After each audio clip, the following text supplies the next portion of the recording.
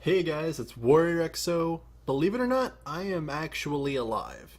I did not die. I have not fallen off the face of the earth. And I'm gonna try to make some videos. So the first one I decided to make on my way back, which by the way, I will not be covering too much Overwatch. I have not played it in a while. As you'll probably tell, my level is very similar to when I stopped playing or making videos in general. I still enjoy it, but it's more like a casual enjoyment. I've been playing almost every Blizzard game. I can't even focus on one for really an extended period of time without just wanting to play a different one. They're all really good right now, frankly. But my main apology is going to be for the footage you're about to watch because you guys might not realize, but getting actual footage of Roadhog on the PTR is insanely difficult. I mean, maybe if you have a full group, I don't know, but currently everybody wants to play Roadhog to test out all the new things with him. By that meaning you can now throw your hook and rotate yourself to throw people off the ledge. You know, I've actually that happened to me. I didn't even realize that was a change until I re-looked at it, and I was like, oh, that was important. Okay, well, crap, I got dropped off the ledge. Like, that's funny, right? All right, so yeah, that's happened to me. The servers are also really bad. There was like one game at a time, it seemed, going on. If you go on there right now, it might not be as bad, but when I was on there, I saw the same 10 people constantly, but I would see the same like 100 plus people in skirmishes and in the general chat. I believe I was sitting in skirmishes for upwards of 20 minutes. I was actually going to do footage in the skirmishes at one point because it was so bad. And people would rage quit if, you know, they didn't get the Roadhog. So you would constantly have to end up back in your 20-minute skirmish. People were pissed. I was pissed, but luckily enough, I think I got just enough footage to do this. You guys obviously can tell from the title and from everything I've said prior, I'm going to be talking about the Roadhog hook. At first, when I actually saw all the GIFs, and I know it is very discouraging when you see the GIFs, there are a lot of them, or GIF, you know what, frankly, I don't care.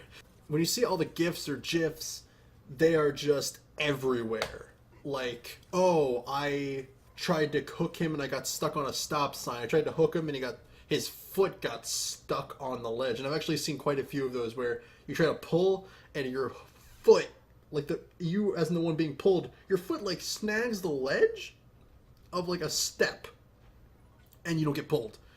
I don't know how that takes you out of the line of sight, because the rule is supposed to be if you're in Roadhog's line of sight, you still get pulled. But apparently no. Apparently you aren't in his line of sight if any part of you is hidden. I don't frankly know. I played Roadhog and I thought it was going to be super game breaking. I thought it was going to be garbage. I believe I only had one or two situations where a hook didn't feel like that it would have probably gone through anyways. It definitely doesn't feel as good, and you end up being much more cautious with your hook. Like, I was so afraid to throw bad hooks out, and if I did, I got punished because your hook had to be perfect now, which I've been seeing videos where people say, oh, professionals are the only ones being nerfed by this. People who aren't that good are getting buffed by it. They will, I guess, because they don't use the hook as much. But the problem is they were already inaccurate and it was getting janky pulls. No, this is a buff for the people who actually are good with Roadhog. Like, it's technically a nerf because there's not as much jank, but it's a buff in the sense that getting better with Roadhog will yield better results.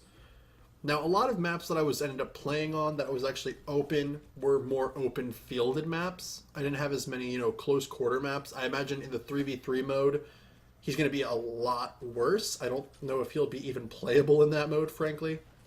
Because currently I believe everyone runs it. Which, by the way, guys, 3v3 mode, literally bringing me back into Overwatch. I played one round and I've been hooked back in Overwatch since.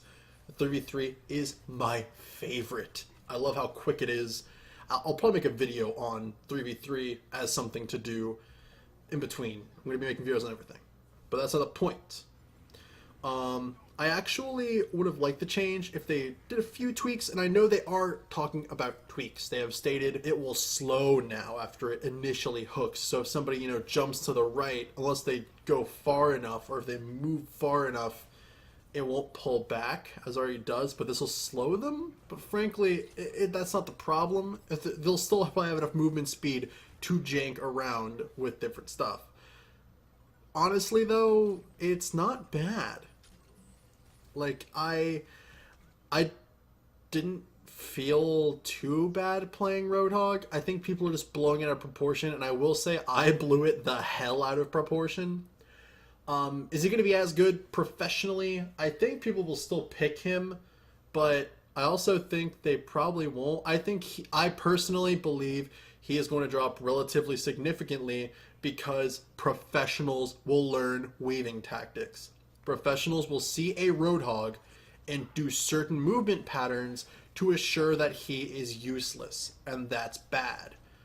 Now, for bad players, or not top tier players, not to push everybody together like that, but for anybody who's not like a professional or really good at the game, it's going to honestly not change that much.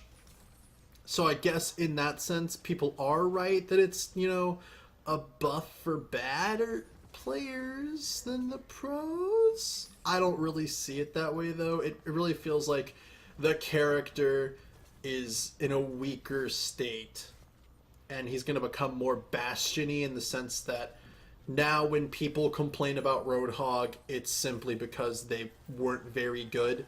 Just like how when people complain about Bastion, you weren't very good. I made a video on it, and the consensus basically agreed that, like, Bastion's not a problem once you get to know him.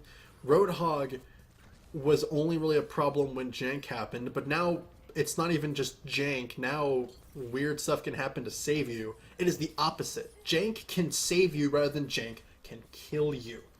Now, on top of the Roadhog changes, I'm going to just mention the D.Va change. I didn't notice a huge difference in the PTR. She was still pretty ridiculous.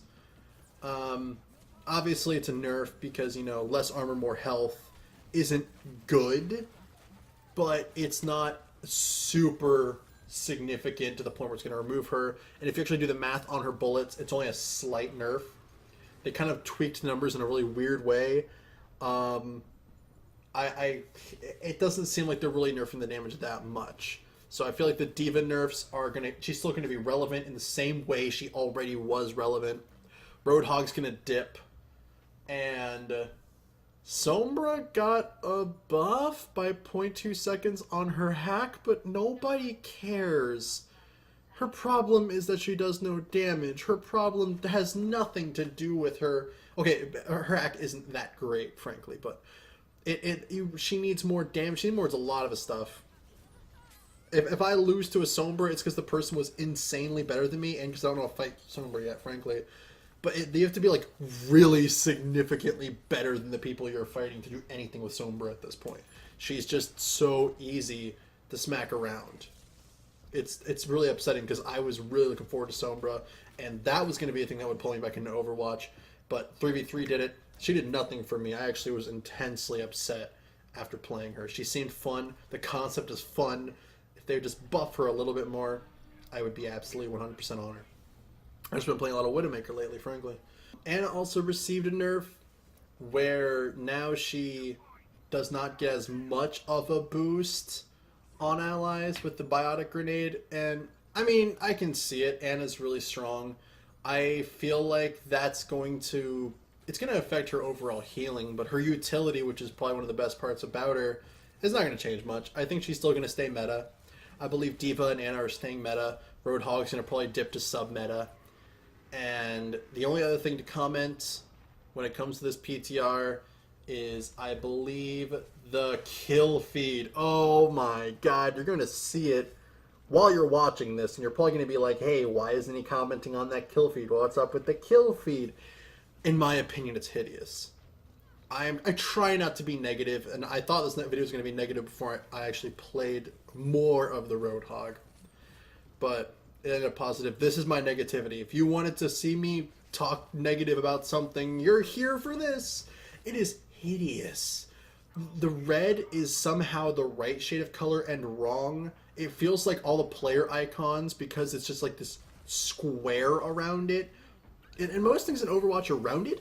It's kind of like this cartoony, rounded, soft feel to everything. Nothing feels harsh in Overwatch. When you look at the kill feed, it just looks like it was slapped on there from a different game. It doesn't fit. The portraits look darker because of like the edges, and the colors somehow look even darker. It looks like an eyesore in your right corner. And like through the dark eyesores, you see the little visual effects for ultimates or how they were killed. And it's so eccentric and bright. Like there's lightning, but it's still a flat white color for like what the thing... It looks really bad. You don't have to take my word for it. You're literally going to be looking at it the entire time. It doesn't look good. I would rather them change it back because it just looks really bad. I'll take the Roadhog changes, just don't give me that kill feed because I'm going to just cringe every time I look at it. If I had audio on while I was doing this, you would have just heard me cringing about the feed 90% of the time. And I don't want to nitpick, but it is really bad. I apologize for not putting out videos sooner. I actually was trying to come back to YouTube multiple times sooner. A lot of real life problems. Frankly, if you watch my streams, you already know my life issues. I get ranty, like you can't tell. But currently, my microphone was being weird. I couldn't figure out what was wrong with my audio. My audio was horrible. It was like the absolute worst. I could not work with it, and I refused to release anything with bad audio. I mean, my audio is not the greatest, but it was really bad. Come to find out, my PC has been resetting my microphone to some weird default that doesn't exist. Like, my webcam's mic isn't on, my headset's mic isn't on, only thing on is my Blue Yeti. And, oh, hey, look. It's not on. It's like on, but not on. Either way, enough of excuses. I really hope you guys enjoyed the video. I understand if it's not up to quality to what I did before. You can call it quality. But I'm trying to get back into the game. Cut me a little bit of slack. Anything you would like me to change, let me know. If there's something you felt I missed, let me know. Give me some criticism. I really want to get back into YouTube. I miss the comment section so badly. I know a lot of people hate their comment section, but I loved it. I loved people telling me all these things, like even if they were negative. I love the communication with you guys, and I really want to get back into this. Thank you all for watching. If you liked the video, hit the like button. If you disliked the video, go ahead and hit the dislike. Just let me know what I did wrong. You know, let me know why I got the dislike. I'll take it. I'll take the L if you'll tell me why I got the L. All right? Drop a comment. And maybe hit that subscribe button. And this time, I will try not to disappoint and vanish for another 6 months. I don't even know how long it would have been. Was it 6 months? Jeez. But yeah, see you guys in the next video.